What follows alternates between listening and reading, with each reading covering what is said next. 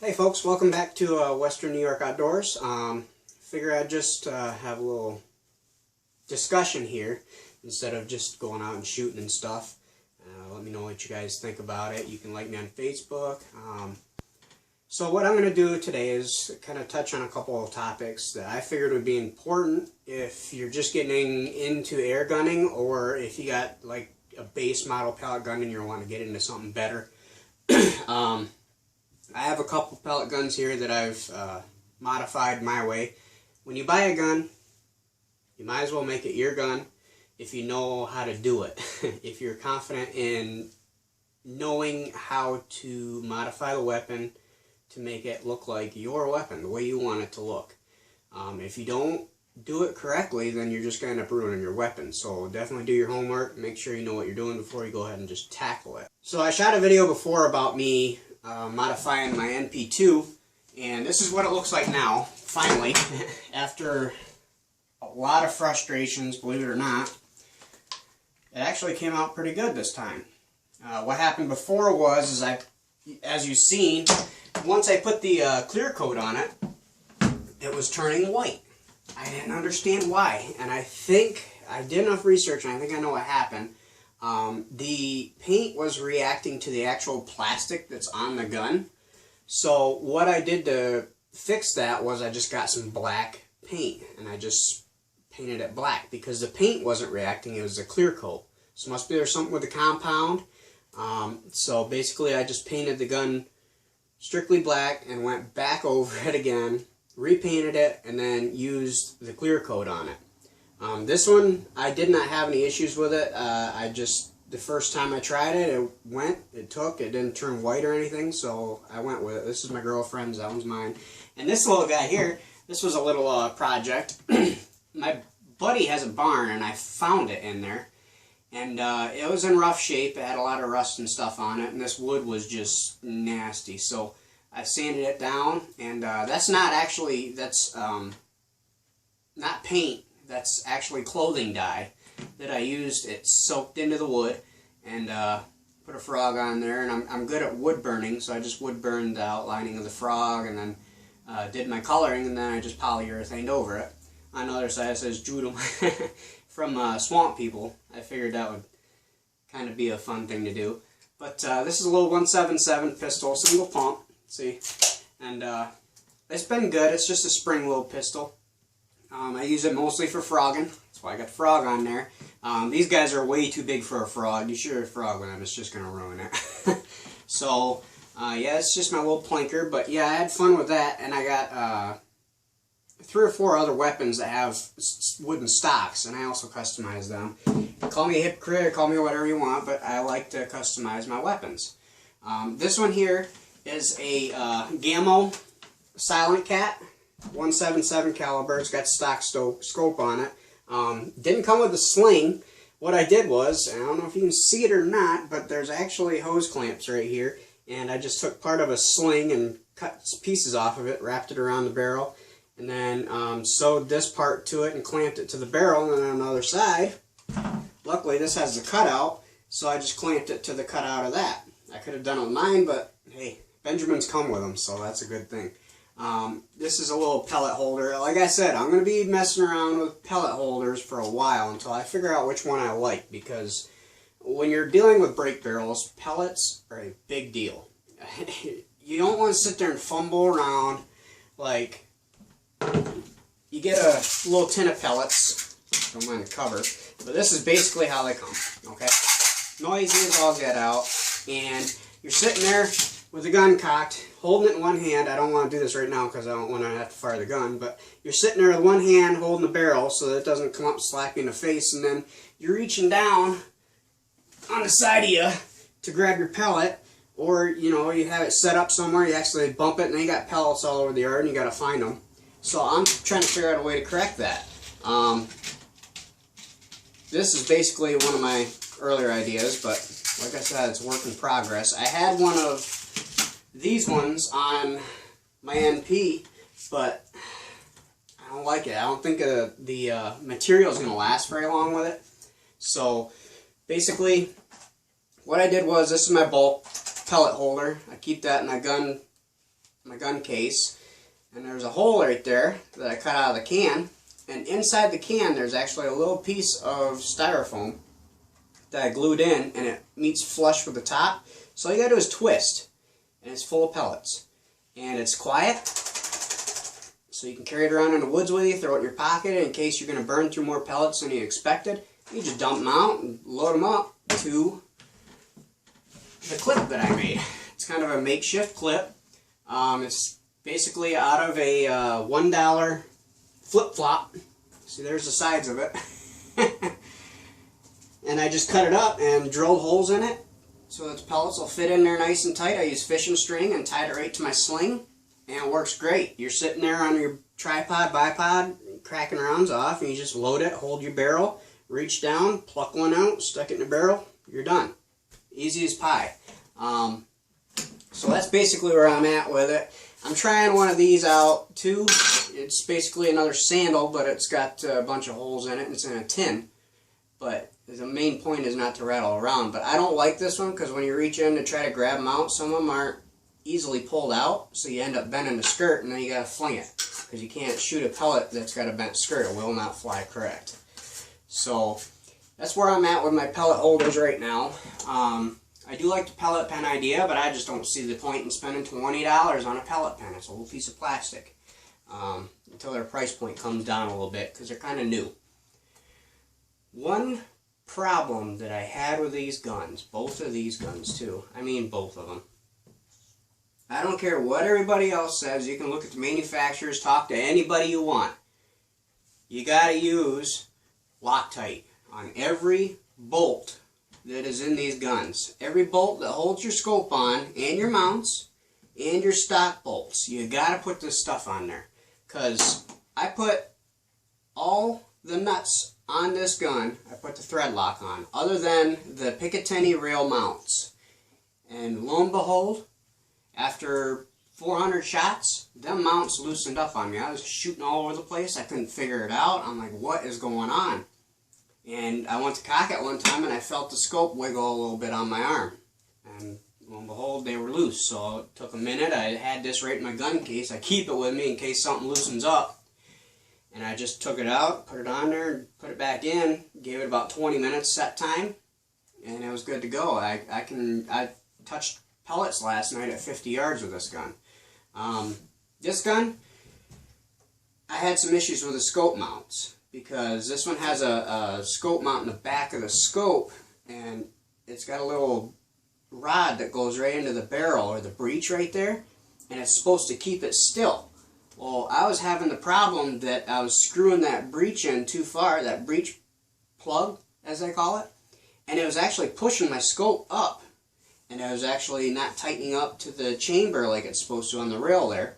So I really had to figure that out, and after I got it figured out, then I Loctited it in. Yeah, the importance of knowing what you're getting. When you decide to buy a pellet gun,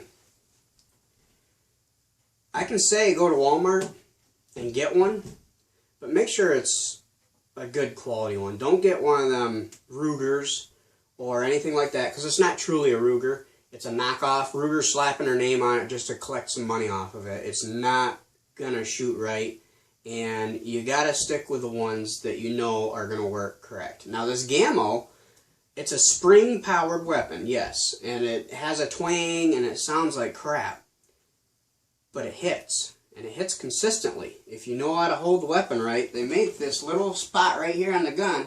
That's where you rest the gun. You don't set the barrel up on the tripod or bipod. You set it right there. Or you can set your hand right on a table, and it sets right in that groove right there, perfect.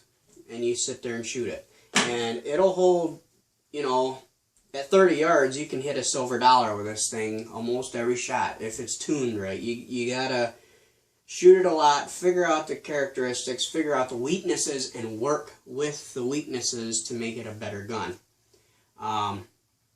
This one, I had a lot of troubles right off the bat. I'll admit it. Benjamin, I thought it was going to be a killer gun, and it's turning out to be, but it's taken a while. A lot of work involved, and a lot of figuring things out, and a lot of little problems, which with these kind of guns, you're going to have this. They're mass made, so they're not going to be all perfect. You know, you buy one from overseas, from Britain or something like that, that gun's probably going to have a lot better manufacturing process in it to make it a better quality rifle. But I will say this gun is the quietest pellet gun I've ever heard in my life. I cannot say that I have heard a quieter pellet gun. When I go out and target practice, the birds hang around me. I've even seen rabbits out in the yard while I was practicing, you know. I could have easily turned around and shot them. It's not rabbit season though, but I wouldn't do that. But another thing, I said it before when I first got this gun in my other video, the scope that comes on this gun. Don't be misled. You see a lot of pictures of these guns online, and they got this nice big fancy scope on it. That's the combo package. And if you don't get the combo package, you're going to be stuck with this 3x9x32 scope. And there's no mil dots, which in the pellet gun world, mil dots are everything because of the pellet arch. It's not like a 22 or a high power rifle where the bullet flies flat. From 15 yards to 50 yards, there's going to be a difference of, you know, 6 to 8 inches drop or rise. You know, if you're shooting from 10 yards and it's zeroed in at 30, you're going to have to aim low, believe it or not, to hit where you want to hit, because it's your gun's zeroed. And the barrel, when you're looking through it, your crosshairs, the barrel's actually cocked upward. You don't see that, but that's what's going on. So you always got to be careful about knowing what you're getting when you purchase the gun. Benjamins, I can speak for them now. I really can back them up. It's a good weapon. Worth is another one that I'm seeing that's around. But if you really want to get up next to like a rimfire 22 and really do some damage out 150, 200 yards like a 22, get a PCP. It's a pre-charged pneumatic pellet gun. What it is it's got a tank either up here or in the back, and you fill up the tank and you get so many rounds through that filled tank. It's an oxygen tank. You can hook it up to any compressor, get it pressurized, and there's a lot of other things that I don't like to get involved with because I'm not at that stage yet. Maybe later on in life I'll get into PCPs, but if you really want to know more about PCPs and you like the sounds of that, look up Ted's Holdover. He's on YouTube. He's got his own website. He works with Pyramid Air, and he has a lot of videos that will really teach you how to operate them PCPs. But I'm not there yet. My idea with this is I'm going to go buy one of them center points. I did find a better one though. It's a 4x16x40.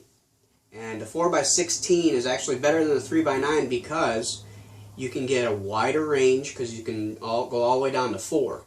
And for them squirrels that come in 10 yards and your gun's sighted in at 30, you have that whole range and you can use your mil dots more precisely. Another thing that I wish this scope had was adjustable objective, and that's on the front of the scope, and that's the focus basically from different yardage. Now this one, all scopes are made to be focused at 30 yards. That's supposed to be their perfect focus. So when you get an adjustable objective, you can go from 10 yards all the way out to 250 and beyond. You can keep going, and it helps you see what you're shooting, and it's not all fuzzy. I was having problems last night. I was shooting 50 yards and the target wasn't quite crystal clear. I'll tell you that. From 30 yards to 50 yards, it might be only 20 yards. In a rifle world, that's not a big deal, but with pellet guns, it's everything, because you have to see where you're going to hit. My experiences with pellet guns is my last little thing that I'm going to go through here, and then I'm going to let you guys go, because I don't like doing this much. I like actually doing it. My experiences with pellet guns. I was probably 8 years old when I got my first real pellet gun. It was a 780, I think, a Crossman. It's one of them 10 pump deals, you know, you sit there and pump it 10 times, and you shoot. And I was getting into frogging and shooting frogs and stuff like that. And when I got that, my dad got a Benjamin, but it was the old, you had to pump it 5 times, and I think it shot 650 or 700 feet per second. But we went squirrel hunting with it. It did great. I took my 22 with me later on in life, and he took his pellet gun, and he had no problems keeping up with me. So, but they've come a long way. I kind of got out of pellet guns when I got, you know, 13, 14, 15 years old, I started getting into shotguns, high power weapons, because I was able to go hunting for deer and stuff. So I kind of got out of it. But recently, you know, I purchased this one, and I had a Gammo Bull Whisperer, and that was a good weapon, believe it or not. I just didn't know how to shoot it. It was 17 cal, so it was a little undersized. I wanted a 22 cal. I know I wanted a 22 cal because I go hunting. And you take a 17 cal out, and it's not going to do exactly what a 22 cal is going to do. You can hit a squirrel in the vitals and the lungs, and that squirrel's going to drop because it's such a big surface area hitting it. Where 17 cal, it's going to rip a hole in it, and it's going to run, and it might run up a tree and then sit on a limb and sit there and die, and it'll never fall out of the tree until the wind comes. And you know, if it's a calm day, who knows when the wind's going to blow to knock that squirrel out of the tree. So I like instant, bang, you're done, fall out of the tree, let me pick you up. And you hit a woodchuck with this, it's going to laugh at you. The 17 cal, it's just going to laugh at you. Their skulls are so thick that you can't get the proper penetration. It might be fast, but the amount of energy that's delivered is not as much as this gun's. Not even, this one's almost double what this one is. And this one shoots 400 feet per second faster than this one does, believe it or not. Yeah, I had that Gammo Bull Whisperer, and I got her this one, and this one was bought right from Walmart, brand new. My Bull Whisperer I bought used, and she's taken a rabbit with this so far. She's had this one for a few years, and so far with this one I've gotten a woodchuck, numerous birds, waiting for squirrel season to come around, although I am after a couple red squirrels right now with it. We'll see how it does with that. I haven't really hit any of them yet, but I'm telling you, I hit that woodchuck, and it was lights out for him. Basically, this is the first little video I'm making of kind of a powwow, so hopefully you enjoyed it, and if I get some good remarks, I'll make more. You know, I got some products I'd like to review and certain things that I like to do, but so that's going to wrap up this video. I appreciate you watching everything, and if you have any questions or anything, just let me know. Please rate this videos. Make comments if you want, you know, good or bad. I want to hear it all just so I know if I'm causing people like anguish or if they actually enjoy watching this. And if, you know, they're learning how to do some stuff, you know, to help them out. So anything I can do to help, I want to do it, and kind of want to have people learning with me here. So thanks again, and till next time, see you out in the woods. Have a good one.